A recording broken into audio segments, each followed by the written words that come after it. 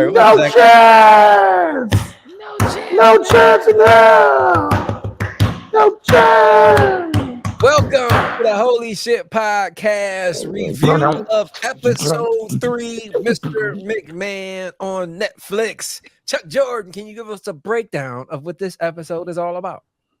The lines between reality and kayfabe start to blur, which leads to a start of the pedigree of prestige. I forgot something about competition. What is kayfabe? What are you doing, man? Kayfabe. I don't know, bro. I'm gonna wait. Let's go. Anyway. It starts off with beginning into Hulk Hogan jumping on trial, on stand, I should say, for the federal case with Mr. McMahon. Let me start by saying, my bad. I thought he was a SNES naive. You know, he actually came through for his boy. You know, said, "Hey, we up together. We gonna go down together." So you know, my bad on that one. I could have sworn he was gonna SNES naive on him, but he didn't. So my bad. I fucked up. He didn't. He held it down.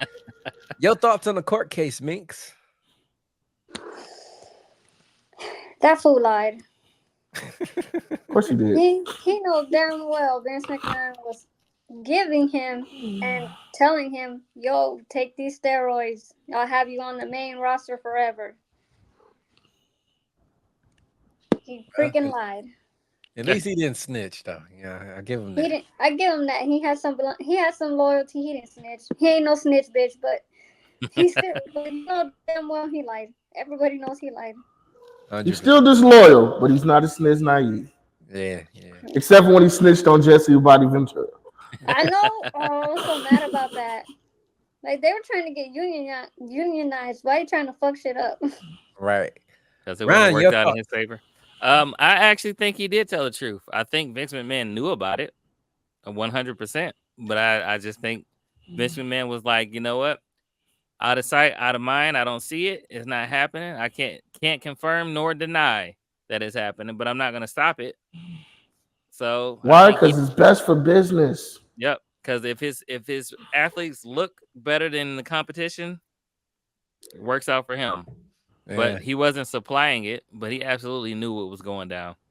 All right. I really loved after the court case was over. It was like, well, at least this proved that we don't have a drug problem in the WWE. It's like, no, you have a problem. It's just this proves you didn't administer it, but you still have a problem. Like, exactly, still definitely have a problem.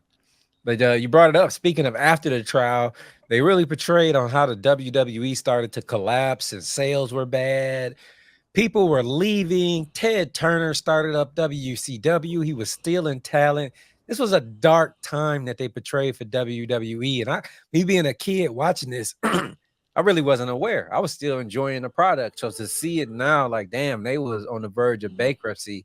Ryan, your thoughts on just that whole era right there? I think I remember when certain people stopped showing up on WWE TV or WWF TV at that time. And remember when WCW started and they had Sting, and I would say, oh, they got Ric Flair. I'm like, oh, okay. Oh, Macho Man's over there. Oh, Hulk Hogan's over there. Let me start watching this. And then other people started popping up on there. So it was kind of like, oh, you got WCW over here and you got WWF. And I was watching both of them. But I didn't realize how bad things were for WWF at the time as far as being able to pay people. And I feel like they kind of did what AEW was kind of doing. WWE was in that time, is create somewhere else better to go. And that's what that was at the time. 100%. Miinx, your thoughts on WWF going bankrupt? Well, we got to think back to episode 1. He was stealing a lot of wrestlers from every other promotion. To me, it was just Karma getting his ass back. Payback is a bitch, and that's what you get. So I'm really not surprised. Like, WCW was taking all of their high talents, and like, it was basically a schedule thing. I could understand. I'd quit something for a better schedule. Yeah, exactly. For more pay and a better schedule, absolutely. Yep. 100%. Chuck, your thoughts on the downfall of WWF? I mean, you gotta understand one thing. sometimes what I say and what I mean are two different things, but it's about constructing a narrative to be what I need the people to believe. It's best for business. So you're telling everyone you're lying. No, that's not what I'm saying. I'm just saying sometimes I don't believe one thing, but I'll say it because I need.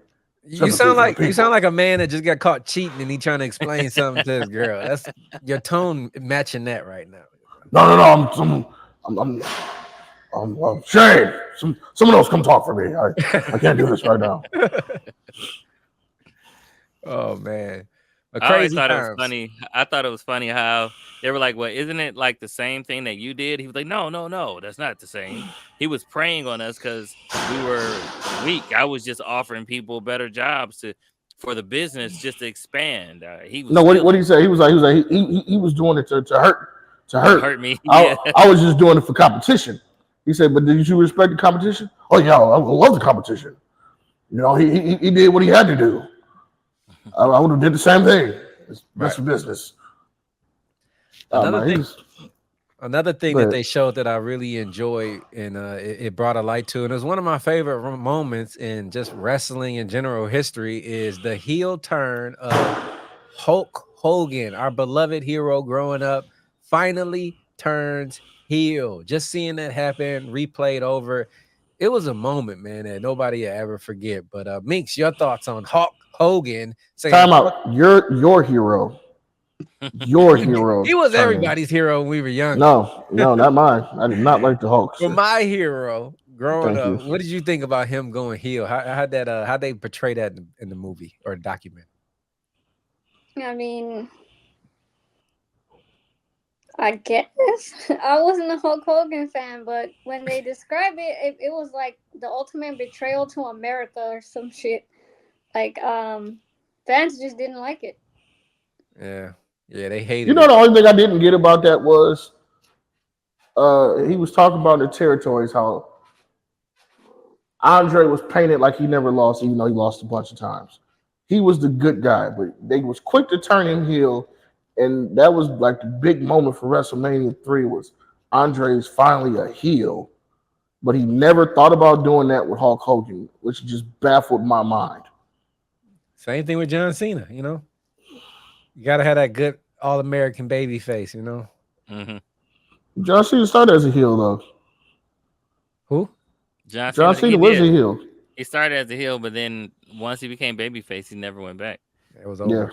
Hogan started as a heel, but I didn't know. I learned that from the documentary. Yeah, his name was. And then a lot of times with Cena, a lot of things with Cena was just because they said it because all the Make-A-Wish stuff he was doing. Mm-hmm. It was like it's kind of hard to make him be a villain when he's literally the number one Make-A-Wish person, and he's always there to help the kids. It's like, how do you turn this guy into a jerk when he's the number one and he's the number one merchandiser? And back then, you know, they didn't sell hero merch. Same thing with Cody right now. You can't turn him heel, man. He's kissing babies, helping old ladies across the street. The world needs people like that, man. Come on. Yeah, I remember when Hulk Hogan turned heel, and I was in school, and I was just like, Hulk Hogan's a bad guy. I couldn't wrap my mind around it. And then the whole NWO thing took over the entire school. Everybody's walking around talking about Too Sweet, doing that, and people was wearing black with bandanas and all type of stuff. They had to change the dress code because of the NWO. Yeah, it was wild. It was wild. With that, I did like you know how Vince tried to sue Ted Turner and them. Yeah. He was like, that's copyright infringement. That's my character. I never said I was the character. I'm just still giving the mannerisms of the character. With Razor Ramon, he was. He never said he was Razor Ramon. He never said he was. He didn't dress like him or nothing. He just had the mannerisms of it. And Vince was like, that's enough. And lost. Yeah. Vince McMahon was salty a lot in episode 3. He was really salty a lot. Yeah. 100%. Hey, but he also looked like he was kind of like, I don't know how to say turned on without sounding like creepy, but he seemed like he was turned on by the competition. He probably was. He didn't like losing, but he was just like, all right, they got me. Good, touche. Yeah. Like businessman to businessman, I see you. Yeah.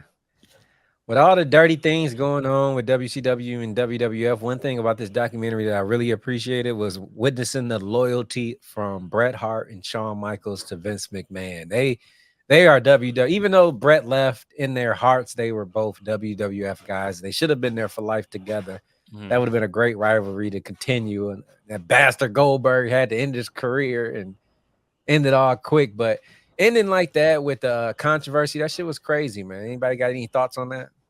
It The was screw crazy. job. Yeah, that was crazy. Especially the first one. I think a lot of people didn't know about that one where he did it with the what was her name? The lady. That was the first one where she was Yeah, just refusing to drop the title though. So they was like it was best for business, and I forget her name. I know who you're talking about, though. then she left the company, and then he basically did the same thing to Bret Hart. Bret Hart was just unwilling to drop it in Canada to Shawn Wendy Michaels. Richter. Wendy Wendy Richter. Richter, yeah. I didn't even know that was Triple H's idea. He's like, well, just make them. Yeah. Which is crazy thinking back on it now, but yeah, that And was Vince was like, I do like the fact that Vince was like, if anyone asks, it's my idea. I got to take credit for it. I got to be the one that it was me that did it to him. Right. Don't take credit for this. Right. I think it was dope though. He took all the controversy, and at the very end, you could see all the shit, the mischievous things he did. It was the build up to the birth of the biggest heel to me in professional wrestling, which is the Mr. McMahon character. Miinx, your thoughts on that? Just the birth of him, all that shit developing his character into Mr. McMahon. I mean, we seen all the interviews. They said the character Mr. McMahon ain't too far off from the regular Vince McMahon. So It's the same guy. That's probably why he nailed it so goddamn good. The one I want to talk about is where the fuck did he get Durag Vince from? Right. So racist. Where did he get? Who came up with that? And if he came up with that, then he needs some mental help. No, he definitely came up with that. I know he came up with that. But that was did they talk about that? That wasn't in episode 3. No, that wasn't in episode 3. It wasn't in no episodes, but we do need to get some digging on that one. Yeah, that was shout out Durag Vince, my nigga. What's up, my nigga? I can't believe he pulled that off, man. What the hell? You know who also can't believe who said that? Who? Booker T, because he said he didn't say that. Tell me he did not just say that. But yeah, I really like the fact that they were talking to the Undertaker, and the Undertaker was talking about he was in the locker room, and Vince went in there to go ahead and take the brunt of Bret Hart's frustration. And he said, I don't know how he got that uppercut in there, but it was the cleanest uppercut I've ever seen. And then afterwards, they showed Bret Hart, like right afterwards, he said, that's right, knocked him out cold. Right. Man. But yeah. I love Bret Hart, man. One of my favorites of all time. Any last thoughts on episode 3 before we get out of here? I thought it was funny that Bret was like, I didn't mind Luke dropping the belt. He said, in fact, I agreed that I should drop the belt before I left. I just didn't want it to be Shawn. I like the fact that Shawn Michaels. I'm just saying, but he was like, but I'm saying, he was like, it wasn't that I was trying to take the belt with me when I left. I wanted to drop it. I even talked to Vince to his face and was like, yeah, you're right. I should drop it, but I don't want to drop it to Shawn. And Vince was like, well, it's business. And I'm realizing anything that's good for business is good for Vince. That's what I've realized in three episodes so far is he don't have no personal view on nothing. It's all business. The most important thing, and the most important thing in his life is the business. What was you gonna say, Ryan? I like the fact that Shawn Michaels admitted the fact that he was a jerk. Like, yeah, I was back then. I was a jerk. Yeah, I gave everybody a hard time. That was my favorite guy back there, man. Yeah. Oh man, but on a scale of 1 to 10, 10 being the highest, what are you rating this episode 3? Sorry, Chuck.